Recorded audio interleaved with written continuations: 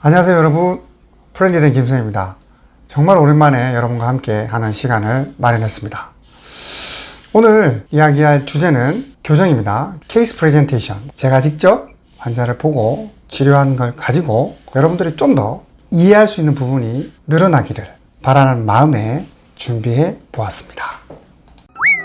왼쪽에 있는 사진은 구강 내 정면 모습이고요. 오른쪽에 있는 사진은 파노라마 사진이에요. 치열의 잇몸 뼛속까지의 모습을 구강 내를 펼치듯이 어금니부터 앞니까지 쭉 펼쳐놓은 사진이죠. 먼저 이 정면 사진에서는 삐뚤삐뚤하고 좌우의 대칭성, 수직적인 높이가 같지 않죠. 자, 아래 같은 경우에는 어떻습니까? 아래 앞니는 이 공간이 보이시죠? 이런 어떤 치열 사이의 공간으로 인해서 보기가 일단 좋지 않고 침도 튀길 수 있고 발음에 문제가 생길 수도 있고, 그죠? 조금 더 자세히 들여다보면 여기 치석도 저는 보입니다. 벌어져 있으니까 여기 관리가 좀 더 잘 안 되는 것 같아요. 자, 파노라마 사진을 보니까 이분은 두 개가 빠져 있어요. 선천적으로 없든지 아니면 생활하시면서 뺐든지, 대부분의 경우에는 이렇게 치아의 모습을 가지고 있는 경우에는 선천적으로 앞니 두 개가 없는 분들이 많습니다. 이분도 역시 앞니 두 개가 선천적으로 없는 분이었습니다. 왼쪽 위쪽 사랑니 하나가 보이고 있고요. 시운 치아 뒤쪽으로 이렇게 나와 있죠. 교정할 때 사랑니에 대한 문의가 많은데요. 이와 같이 나와 있는 사랑니, 더군다나 아래쪽에는 사랑니가 없습니다. 이런 경우 교정을 할 경우에는 거의 100% 사랑니를 빼야 됩니다. 반대쪽 오른쪽 아래 사랑니도 보이시죠? 여기 사랑니는 썩어 있습니다. 앞쪽이 이렇게 엑스레이 사진에서 약간 어둡게 보이는 부분이 충치가 있는 보입니다. 충치가 그 사랑니가 쓰러짐으로 인해서 앞쪽에 있는 치아까지 충치가 먹어져 있는 게 보이네요. 이 사랑니는 아래쪽에 이 하치조 신경이 하악을 지배하는 굉장히 중요한 신경인데요. 사랑니를 뺄 때 상당히 많이 문제가 되는 신경입니다. 그래서 신경을 건드리게 되면 당연히 좋지 못하겠죠. 그래서 전문의에 의해서 사랑니를 잘 뺄 수 있도록 하셔야 되겠죠. 이처럼 교정을 하기 전에 이런 구강 내 여러 가지 질환들을 치료를 하고 교정을 해야 되기 때문에 이런 이야기들이 부정교합과 함께 설명되어질 수 있는 거죠. 파노라마 사진과 앞니의 배열적인 관점에서만 제가 지금 말씀을 드렸고요. 정면에서 우리가 볼 때 첫 번째 좌우의 대칭성, 즉 중심에 관한 것들을 우리가 확인할 수 있어요. 윗니의 중심이 전체 얼굴의 중심에서 왼쪽으로 가 있느냐 오른쪽으로 가 있느냐, 그 위쪽의 중심선이 정해지게 되면 아래쪽 치열의 중심선과 얼마나 어긋나 있는지, 이것이 정면 사진에서 확인할 수 있는 중요한 포인트입니다. 두 번째는 이제는 수직적인 관계가 있겠죠. 위쪽 치아의 앞니랑 아래쪽 치아의 앞니와의 수직적인 관계, 이러한 관계를 전문적인 용어로 오버바잇이라고 합니다. 오버바잇.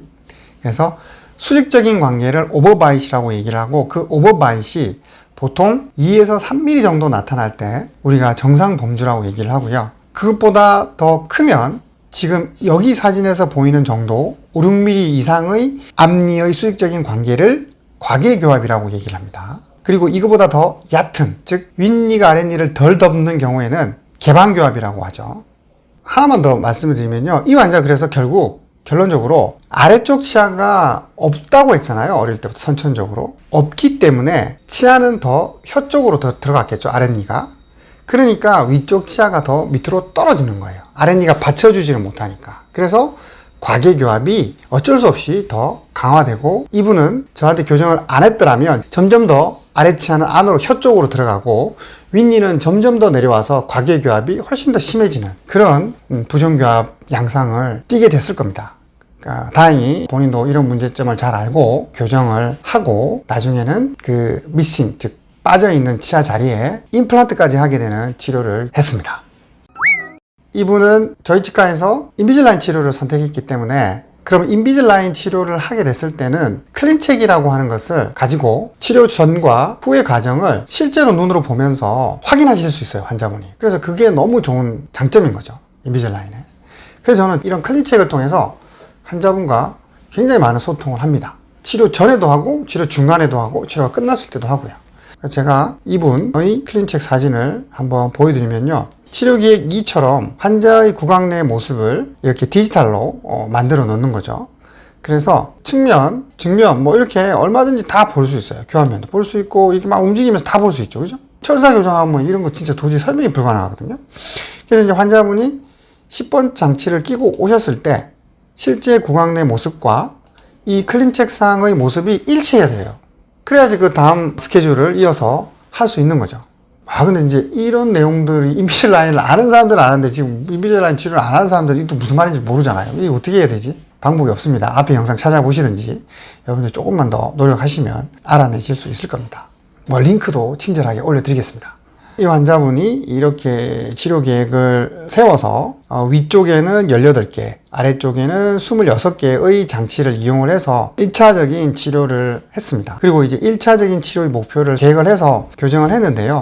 실제 결과는 왼쪽의 결과가 나와야 되는데 오른쪽처럼 치료가 끝난 거죠. 첫 번째는. 분명히 이제 그 공간은 충분히 어느 정도 만들어져 가고 있는데 실제 우리가 예측한 결과랑은 다르죠. 측면도 한번 보여드리겠습니다. 측면도 약간 다른 부분이 나타나고요. 네, 이렇게. 그리고 교환면도 보시면 거의 비슷하지만 조금씩 다른 부분이 나타날 수 있습니다. 이렇게. 아래쪽도 보시면 원래 우리가 목표로 한 거랑 공간은 비슷하지만 디테일이 조금 차이가 나죠. 네, 그래서 인비젤라인은 이렇게 첫 번째 이니셜 얼라이너를 18개, 26개의 장치를 다 사용을 했고 치료한 결과가 예상한 결과치에 도달하지 못할 때는 어디셔널이라고 해서 또 다른 장치를 제작하게 되죠. 우리가 목표로 한 치아의 모습까지 완성시키는 것이 이 클린책에서 우리가 확인할 수 있는 거겠죠. 네, 그래서 이 환자도 어디셔널을 이용을 해서 어디셔널 같은 경우에도 보면 22개, 26개의 어디셔널 장치를 이용을 해서 완전히 치료를 끝마쳤다고 보시면 되고 위쪽은 40개, 아래쪽은 52개의 장치가 들어가니까 이게 전체적으로는 1년 반 정도의 치료 기간이 걸린다는 거죠. 그래서 처음에 이니셜 첫 번째 얼라이너의 장치 개수가 치료의 기간을 완전히 확정짓지 않는다는 거죠. 그리고 치료가 부족한 것은 어디셔널, 첫 번째 어디셔널에서 끝날 수 있고요. 아니면 두 번째 어디셔널, 심지어 세 번째, 네 번째로 넘어가기도 해요. 치료가 너무 복잡하거나 치료가 잘 진행되지 않을 때는 어쩔 수 없습니다. 그것이 뭐 환자 협조도의 문제도 있을 수도 있고 실제 치아가 잘 안 움직일 수도 있습니다. 당연히 치료 계획을 잘 세워야 되겠죠. 치료 계획이 잘 세워지지 않으면 불필요하게 치료의 장치 개수가 늘어날 수 있는 여지는 있습니다. 제가 조금 있다가 실제 구강내 모습의 치료 전과 치료 후의 모습을 보여드리고 이렇게 클린책의 결과와 일치하는지 한번 여러분들이 눈으로 확인하시면 좋을 것 같습니다. 가운데 위쪽에 있는 사진이 치료 전, 그리고 왼쪽 아래쪽에 있는 사진이 치료 후, 그리고 오른쪽 아래 사진이 임플란트를 하고 잇몸이 살짝 부어있는 사진을 찍어 놓은 겁니다. 파노라마 사진 한번 보실까요? 이렇게 처음에 보여드렸던 파노라마 사진, 그리고 이분 사랑니 딱 뺐죠? 그래서 치료 후의 모습입니다. 그리고 임플란트를 할 수 있는 공간을 만들었고 여기 오른쪽에는 위쪽은 유리장치 들어가 있죠? 아래쪽에는 앞니만 유리장치 붙이고 임플란트를 예쁘게 이렇게 시술한 후의 파노라마 사진입니다. 요 위로 이제 치아 머리가 올라가서 완성된 이제 사진이 나오면 올려드리겠습니다. 자, 이제 구강내 오른쪽 옆모습 사진입니다. 치료하기 전, 치료 후의 모습입니다. 여기는 구강내 아래쪽 교환면 사진입니다. 입을 벌렸을 때 아래쪽 모습을 볼 수 있는 거죠. 그래서 이렇게 되어져 있는 모습을 오른쪽 같이 교정을 해서 여기 사이에 이제 임플란트를 심게 된 거죠. 네, 임플란트를 하고 나서 찍은 사진입니다. 약간 이제 임플란트를 하고 나서 이제 잇몸이 아무는 모습까지 생생하게 보여드리고 있네요. 여러분들이 만약에 윗니가 아랫니를 덮는다든지 치아가 삐뚤삐뚤하다든지 이가 미리 빠져 있거나 빠져서 치아 사이에 공간이 많이 보인다든지 이런 문제가 생기면 당연히 교정을 통해서 치아를 잘 재위치 시킨 다음에 이런 임플란트를 통해서 정상적인 치열의 모습을 만들 수 있다고 생각하시면 되고, 그 치료는 철사 교정이든 바깥쪽으로는 클리피시 교정이든 설척이든 인비젤라인이든 모든 것이 다 가능하니까 인비젤라인으로 뭐 됩니까? 뭐 혹시 다른 뭐 쓰러지지 않나요? 이런 거 물을 필요가 전혀 없습니다. 그냥 보는 게 전부이기 때문입니다. 어떠셨나요, 여러분?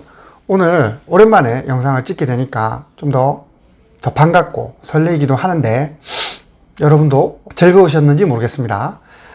끝까지 시청해 주셔서 감사드리고 다음 영상에서 건강한 모습으로 다시 만나 뵙기를 바라겠습니다.